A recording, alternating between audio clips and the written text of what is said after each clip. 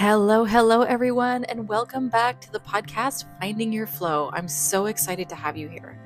So, I want to welcome you to our new season of this transformational podcast, and it's called My Intuition Made Me Do It. I'm your host, Jennifer Jane Young, and I'm here to ignite inspiration within you. I'm the author of Say Yes to Your Yes, How to Trust Your Gut and Take the Leap, and the visionary behind the School of Intuitive Leadership. I've dedicated my life to empowering individuals to trust their intuition and lead their lives from that powerful inner wisdom. Through my work as an international speaker and intuitive leadership advisor, I've witnessed the transformative power of following one's intuition firsthand with entrepreneurs and organizations around the world. This season, we're diving deep into the stories of people who dare to listen to their inner voice and take the leap.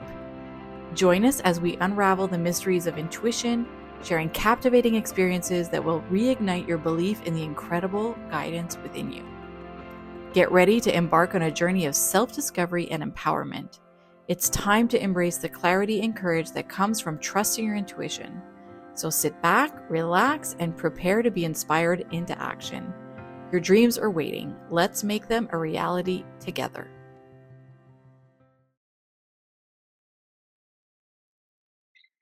All right. So, Rashina, I am so happy to have you here on this spontaneous podcast episode that we've decided to squeeze in as a bonus. Just to give people a little bit of context, you are one of my dearest friends, soul sister. We're like twin souls, I think, in so many ways. And you have been my belief coach for many years and such a huge supporter along my own journey personally and professionally. And we were talking the other day about this thing that you recently did that your intuition led you to do. And it brought up a really important topic when it comes to intuition and intuitive living, which is chaos and internal chaos. So we decided to do this as a bonus episode. And I'm really, really happy to have you here. And I'm just going to jump right in with the first question so we can actually just like finally open up the box for people.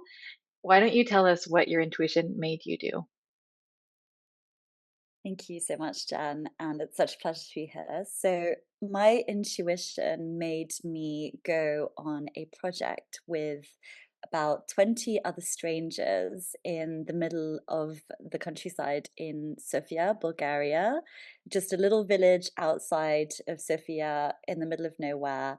And the project was run by this company called Be Free, and it was all about navigating chaos. So I literally took this trip, went on this spontaneous project for over a week, and I was living with strangers. I was kind of boarding with them, having every single meal with them, and this collaboration was from the morning to the very late evening. So I was spending all of my time with these people from all different countries around the world, and it was part of an Erasmus project. So it was kind of to encourage youth activation and collaboration across different European countries.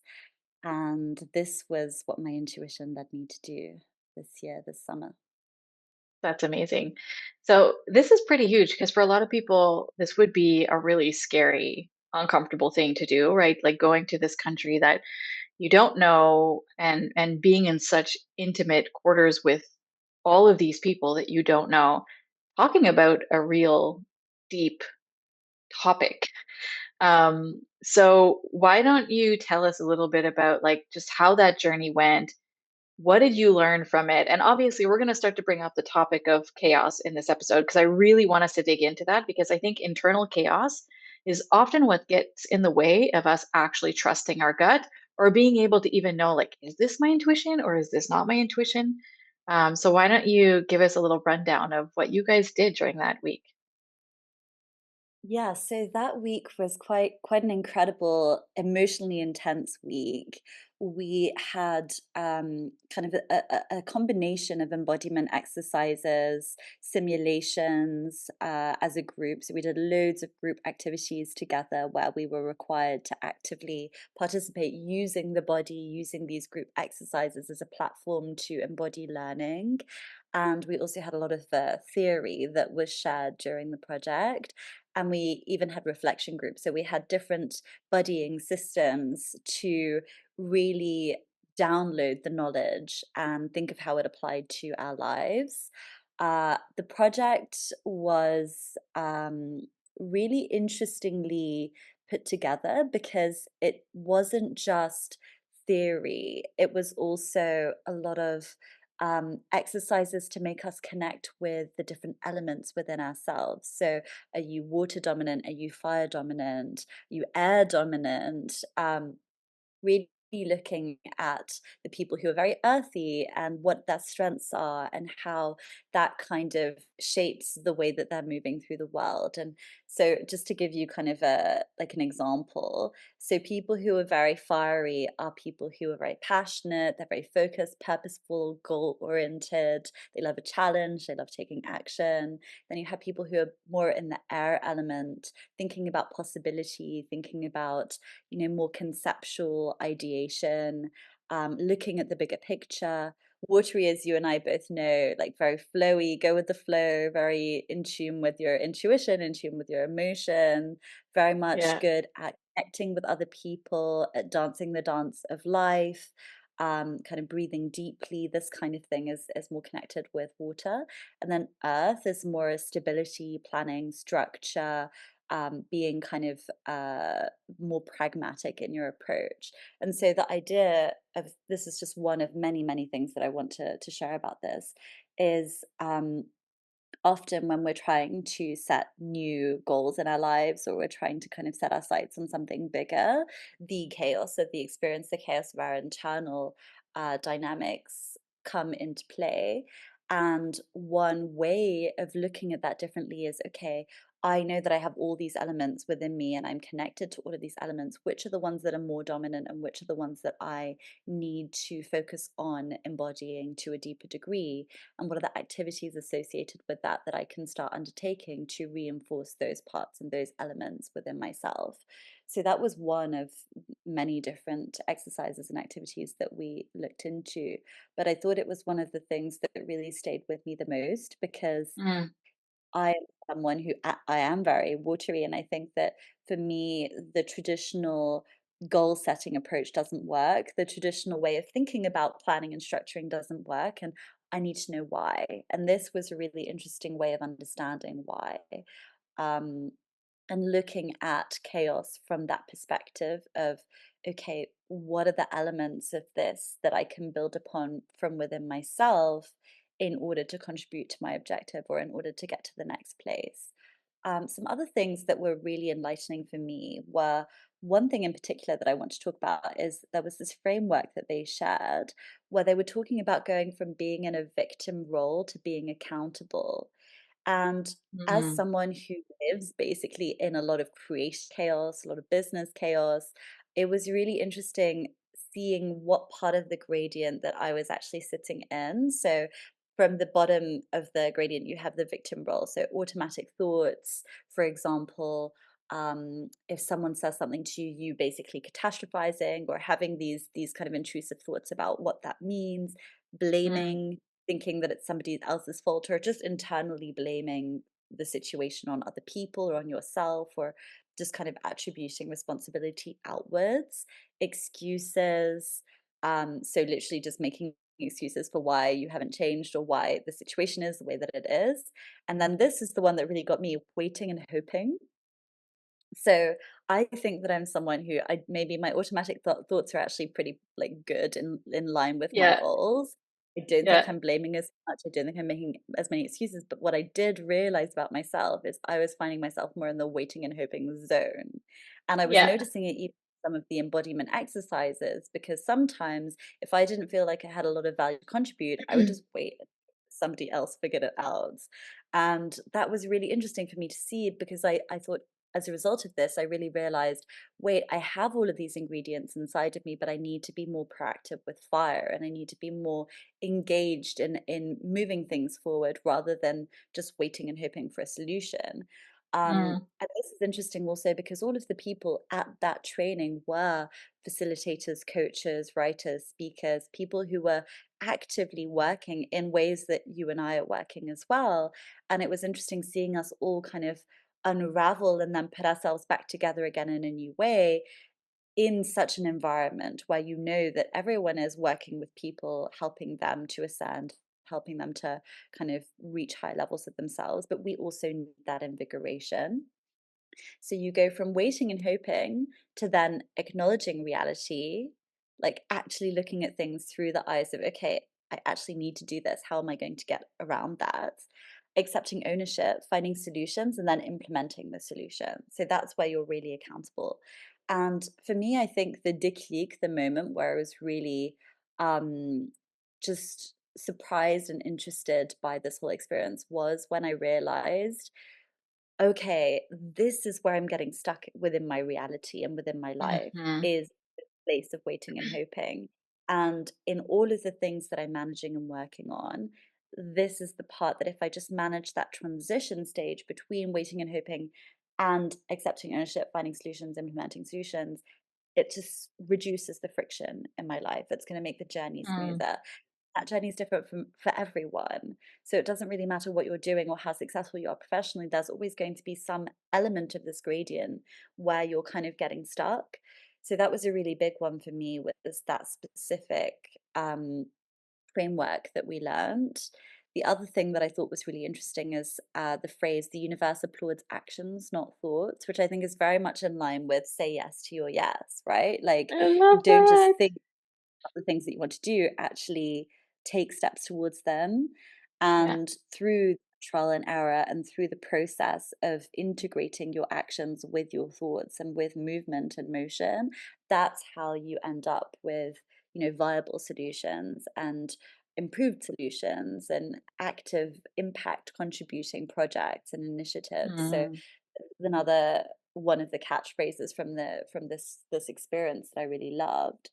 Um, Also, a really big piece for me, which seems basic, but to be honest, absolutely was a revelation, is acceptance of chaos.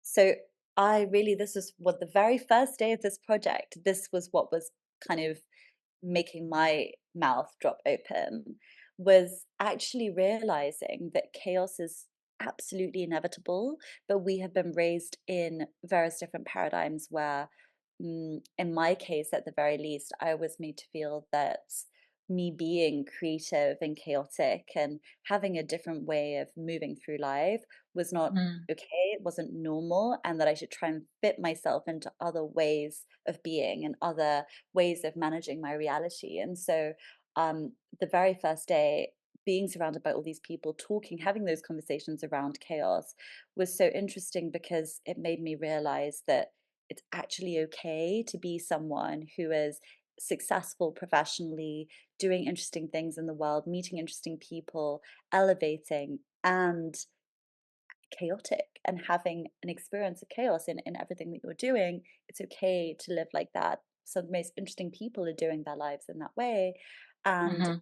it's really about, okay, if you're very air dominant or you're water dominant, it's normal that you're going to be flowing through your life in a very different way.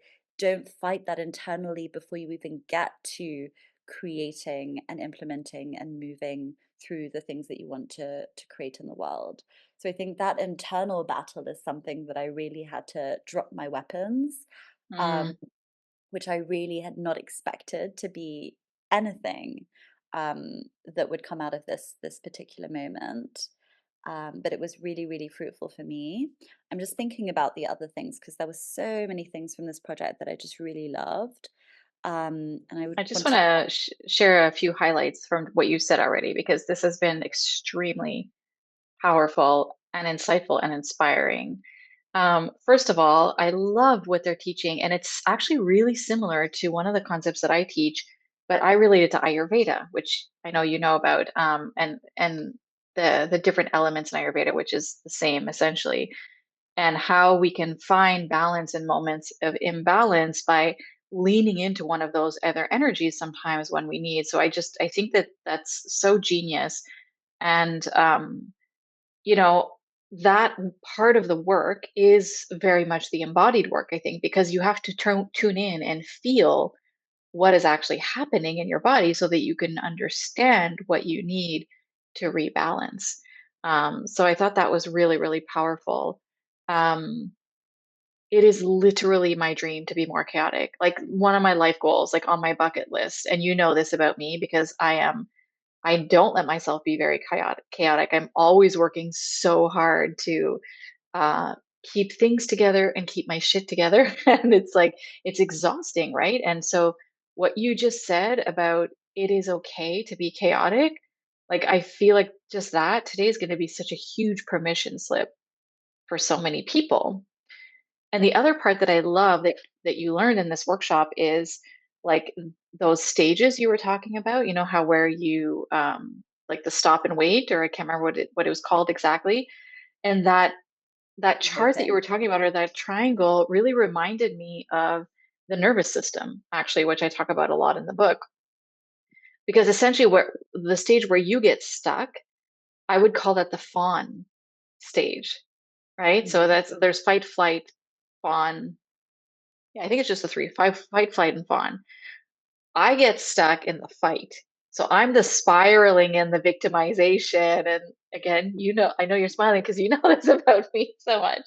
And so we all have these different reactions, which are very related to the energy, the element that we have more of in our body, which is air, fire, water, or air, fire, water. What was the other one? Earth. And Yeah, earth, exactly. Um, so yeah, I wanted to highlight those three things because I think they're important. And I do have one question for you, follow up, and then I'll let you tell us a bit more. There's a lot of people who are in my orbit and listen to the podcast who would recognize themselves as highly sensitive, empathic people. You and I think, are very much in that bucket of people as well, highly sensitive, empathic, intuitive. Um, how was it for you to do that embodied work with strangers? Because that's a lot of feeling, a lot of vulnerability with people you don't know.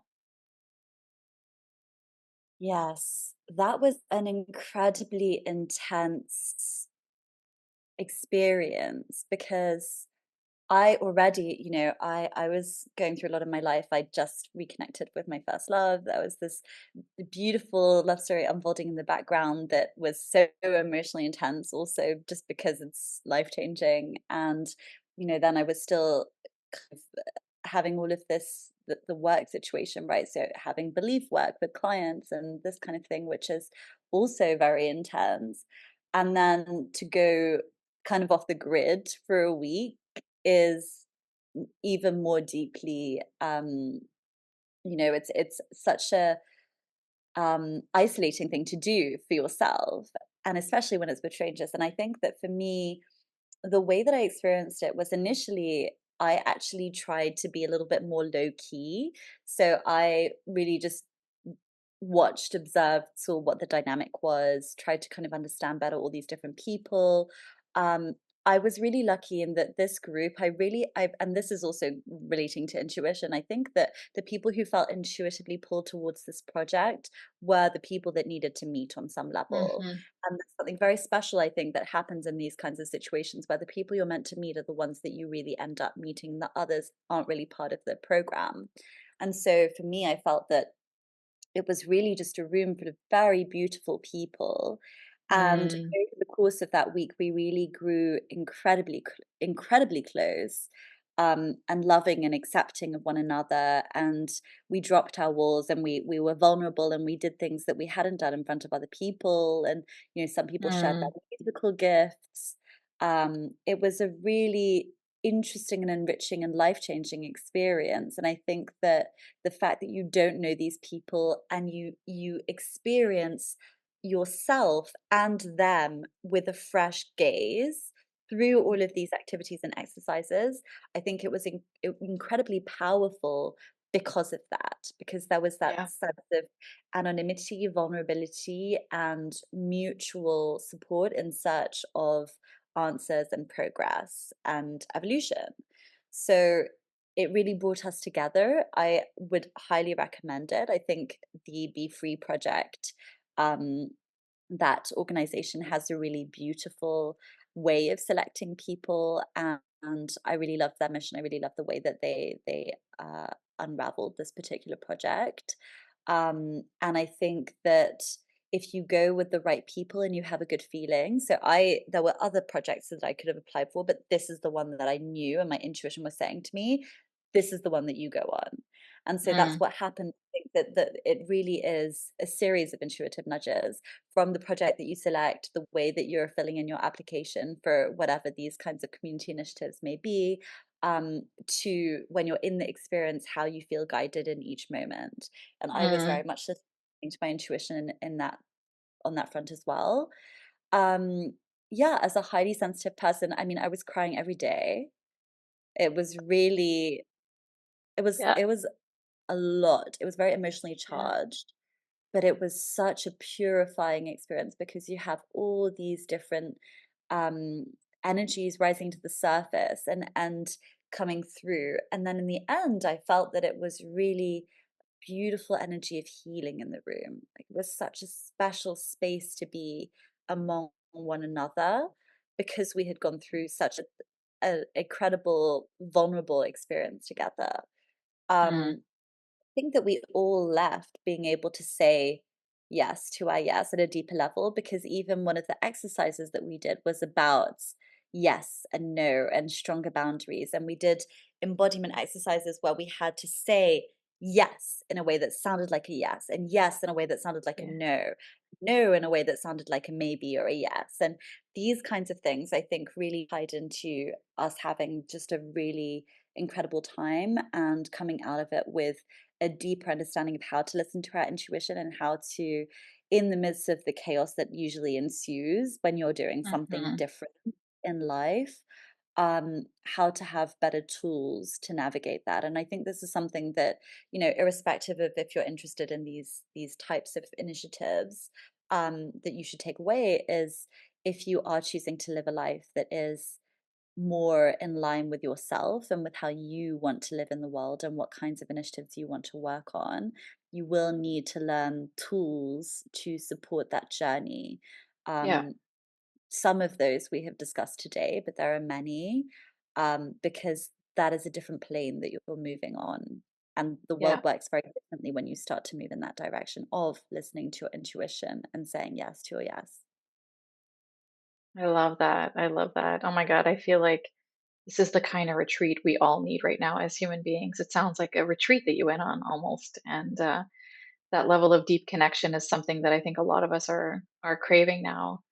And yeah, I knew this topic was going to be so important for this series that we're doing about, letting your intuition guide you towards the next thing that you're supposed to do. Um, is there anything else that you want to share about the project, or like anything that's coming up for you right now around this topic? Yes. So there was one thing that I really noticed, which I think ties in with this wider topic of listening to your intuition. What are the Hmm. things your intuition is making you do? What is the result and the outcome of that? Which is that the day that I arrived in Sofia, my phone stopped working, my internet of my phone stopped working. And Hmm. I basically found myself in chaos trying to get to this random village, and there was a hailstorm, like a massive hailstorm. The buses weren't working. I couldn't contact anyone. And in the end, I ended up meeting this wonderful girl who helped me to order myself a taxi. She spent half an hour with me trying to get this together. And Hmm. she even invited me to her home. And in the end, when I was leaving Bulgaria, I stayed with her and we had a beautiful time together. We really connected. Incredible woman. And really, in fact, this happened many times on this trip. Every time that I found myself in a situation of chaos, listening to my intuition, reaching out, being in line with my gifts. So, as a watery person, connection, speaking to people, Hmm. being close to people, asking for help.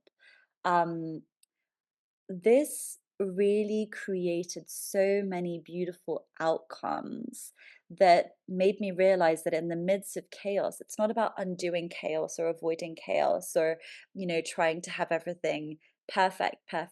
Sometimes taking the root of chaos ends up creating such beautiful relationships, friendships, encounters, experiences Mm. that you never would have had access to or have known existed if you hadn't taken that path. And a similar thing happened when one of the days we were asked to really tap into our watery side and just make up the day.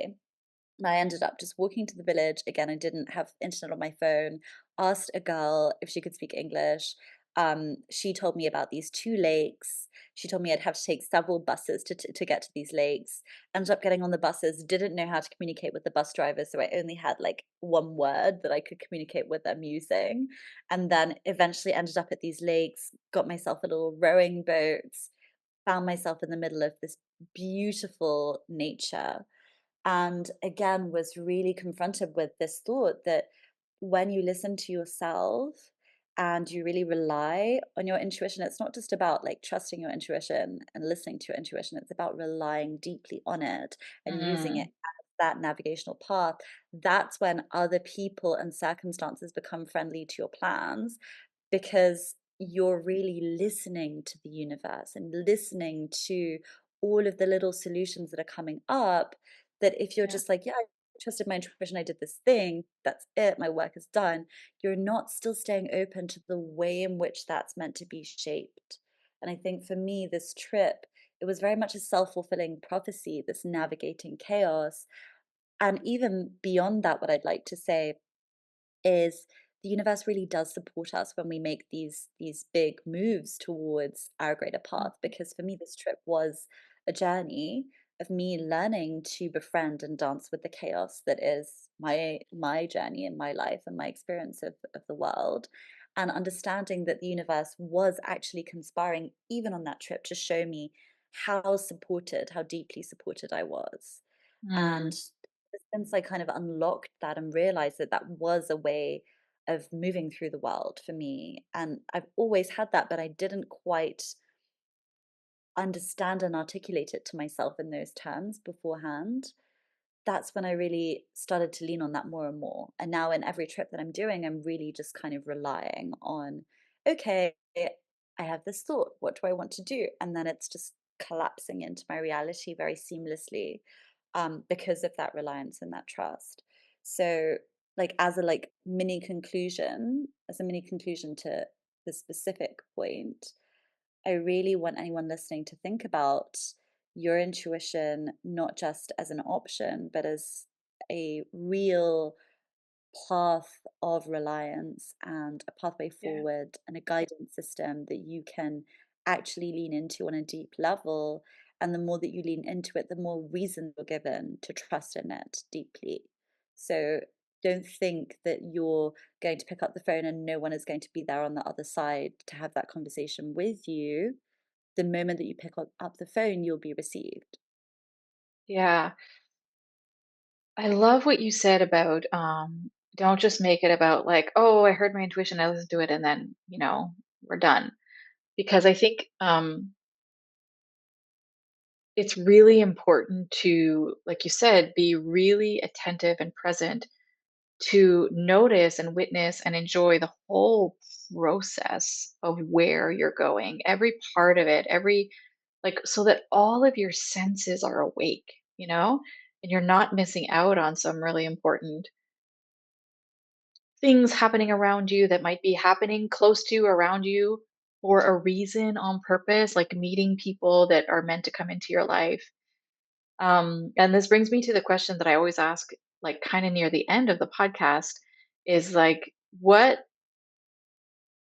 like, what would your life be like today, even if this just happened, right? I know this is a very recent thing that you just did, but still, like, what do you think your life would be like today, or who would you be without having done that experience? Like, what would be missing right now in your life if you had not trusted your gut and gone through that incredibly transformative experience with these people? I think you never know what life looks like beyond your current reality, in the sense Mm. that, I have a very malleable reality, so my reality is changing all the time, but it would have been very difficult for me to imagine how things would have been otherwise. But what I would say is this experience was a vehicle of transformation for me. and listening to my intuition allowed me access. And I think that it's important to understand that you always have the choice to listen to your Mhm. intuition, and that's always going to open up these new doors that may be a little bit off the beaten path, that are going to transform you, or you can stick within the frameworks that you're already operating within. And that's also okay, but that's not necessarily where all these transformational experiences come from, because the things that are really kind of divinely sent, they come through the hands of people, they come through these experiences that you have to be open to, they come through nudges, they come through you doing something a little bit differently one day. So I think that being open and receiving these things is really key. And I think that if I didn't have this experience, I mean, it's hard to really tell what would have happened, but I think I would definitely be worse off in terms of my own self acceptance, understanding Mhm. the chaos within me, accepting it, learning to work with it in a loving way, understanding that within my reality, I have a tremendous amount of impact that I can make just by changing my stance. Um, Mhm. and being stronger in my boundaries from, again, the place of alignment. It doesn't have to be a fight. um I like to believe that wherever you are is like the best place that you can be in that moment. So Mhm. if this hadn't happened, I don't know where I would be, but I'm sure it would be a good place still. But I think that for me at least, it's become very clear that those intuitive nudges are a language in how you move through the world. And when you start to tap into that language, doors start opening. And I've had that many times, even now I'm in Brussels at the moment. And I went into a store that had just a good vibe. And I started speaking to the guy at the store, and I felt compelled to tell him I was going to Ischia next week. And he turned out to be half Iskian. So then Oh. yeah, very random, very unusual place to be from. So then he started telling me all these recommendations, and I said, "Where can I go for lunch nearby?" And he like heavily recommended this specific place. So I ended up going there. It was this beautiful bookshop Italian restaurant, Oh. and it was gorgeous. And I sat there, and then at some point, the two girls sitting next to me started talking to me.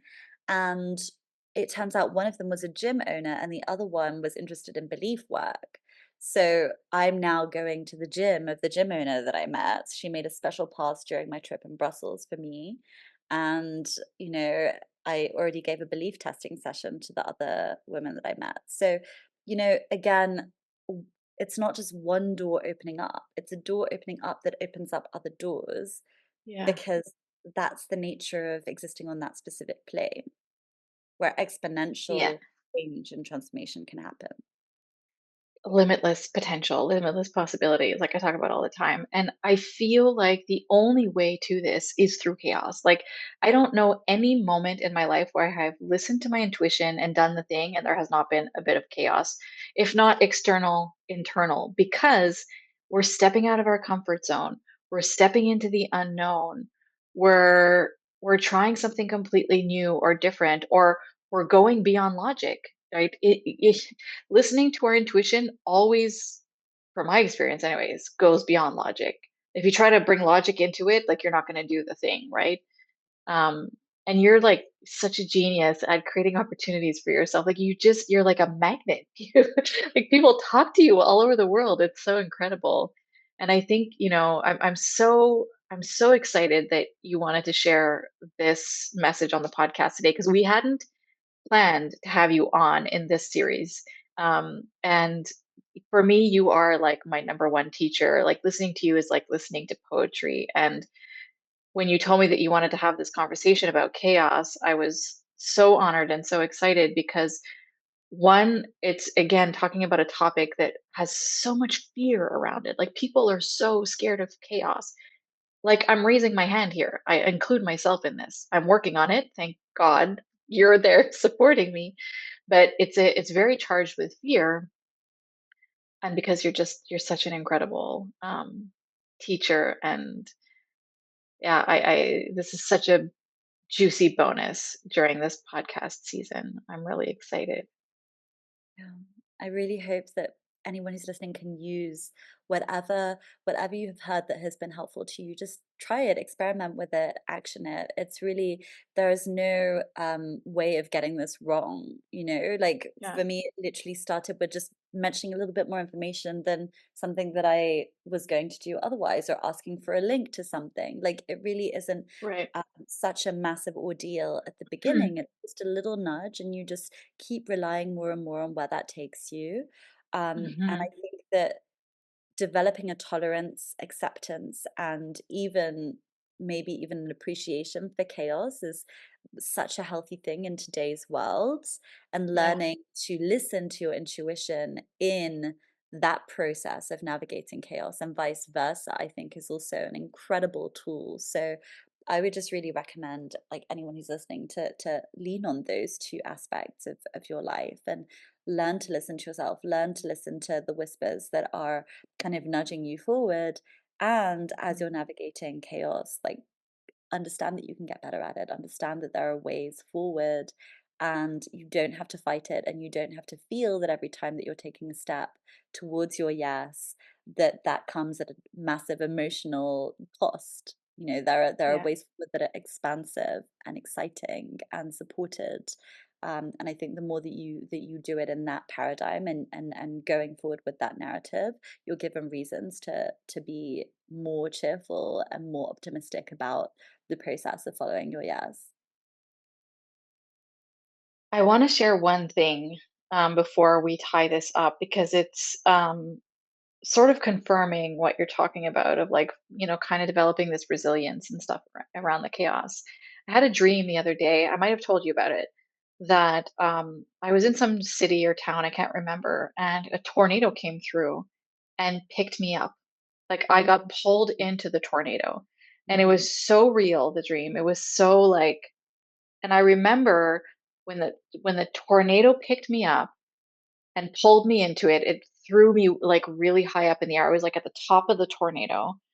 And I remember in the dream feeling like I was so high. And I remember in the dream feeling like there is nothing I can do right now. The only thing I can do is surrender. That is my only option.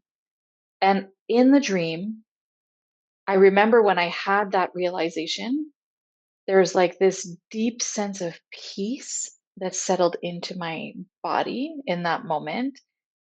And I'm remembering this dream now because I think it's making me realize, based on what you're talking about, that, and this ties up the podcast so perfect with the name of this project, Be Free.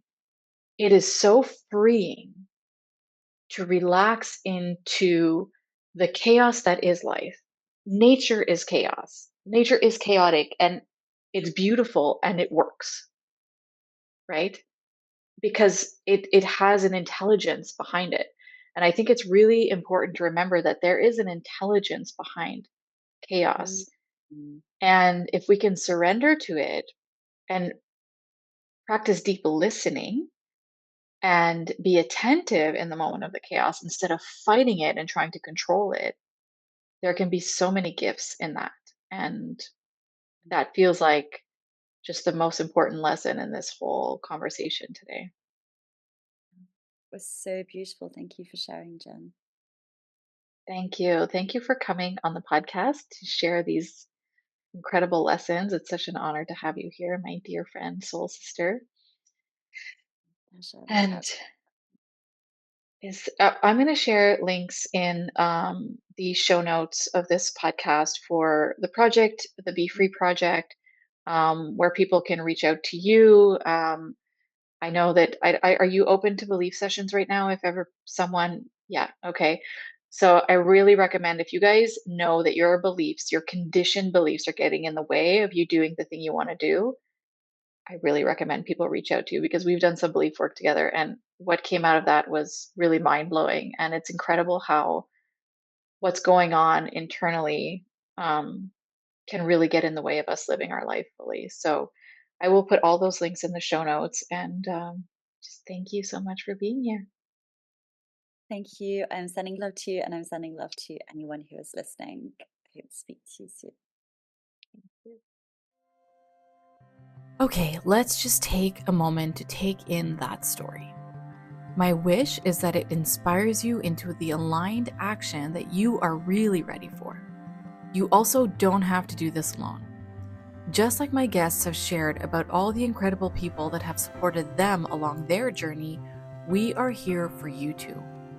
If you're ready to uplevel your personal leadership, take big leaps in your life, or take that next leap on your entrepreneurial journey, join us at the School of Intuitive Leadership or in the Flow Experience so that you can experience more ease, flow, joy, abundance, and live in your full brilliance and wake up each day to the life that you really want. Find out more at jenniferjaneyoung.com or at theschoolofintuitiveleadership.com. And participate in this movement with us by sharing an episode that deeply inspired you and leaving us a review. I can't wait to see you on the next episode.